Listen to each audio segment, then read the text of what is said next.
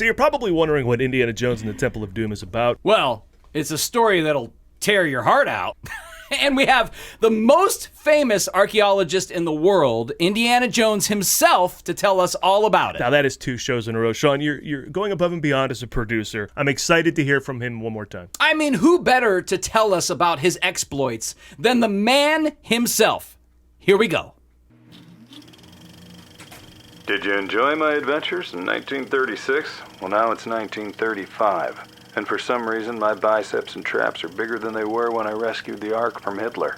But here's what's important. I've had all kinds of adventures before the Ark.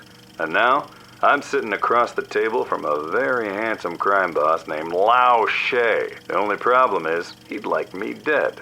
In fact, he makes me dead. But I scramble to get the antidote for the poison he gave me and escape a Shanghai nightclub with a splitting headache named Willie Scott, for which there is no antidote. Now, Willie and I end up in the back of a car driven by Oscar winner Short Round, who gets us to a plane which gets us in the air with no fuel. Willie, Short Round, and I jump out of the plane in an inflatable raft and land on the snow unharmed. Because I'm a professor, and if I know one thing, it's that the cushiest spot on the raft is the center where everyone sits. Anyway, this is not my first plane crash, and it won't be my last. There's gonna be at least 4 more if you count that one at the golf course. Eventually, we end up in India, and immediately I want to dial 911 because there's a creepy shriveled guy on the shore waiting to say hello. He says his village is missing a rock. Well, you say that aloud and you sound like a nut until I realize he's talking about a Shankara stone. You know what that is? Fortune and glory, kid. So I'm thinking I'm going to get me one of those $200,000 houses. Really splurge. Maybe a $30,000 car. Oh, and a gold typewriter. And yeah, of course, if time remaining, the stone will bring life back to the village and return the villagers' children. So we're off to Pankot Palace, where we're treated to a meal sponsored by old country buffet. Bugs, eels, monkey brains.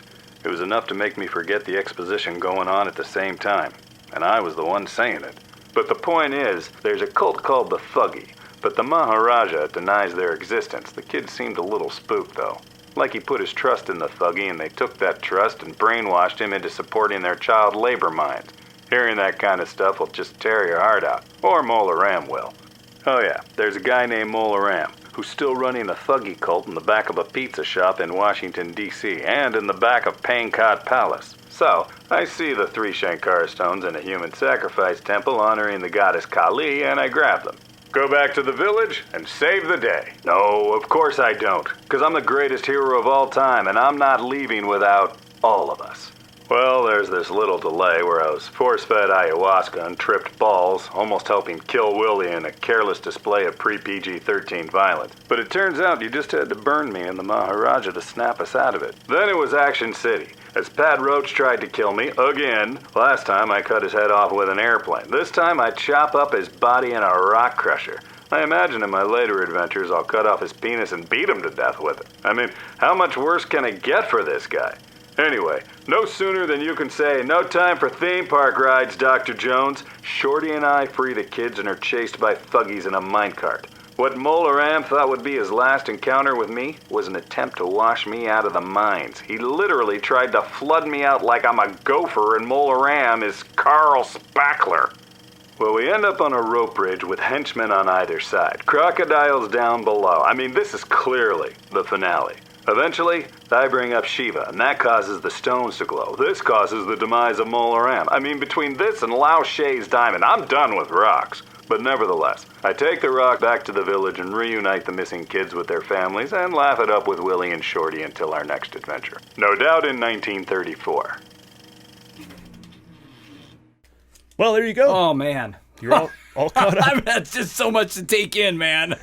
Yeah, he can't quite really tell you. He left out a little gravitas, but other than that. I mean, it's just so much. There's so much happening. Oh, my goodness. All right. Thank you, Indy, for giving us your time and effort. Thank you, Indy. Thank you. Today and in the movies. Yeah.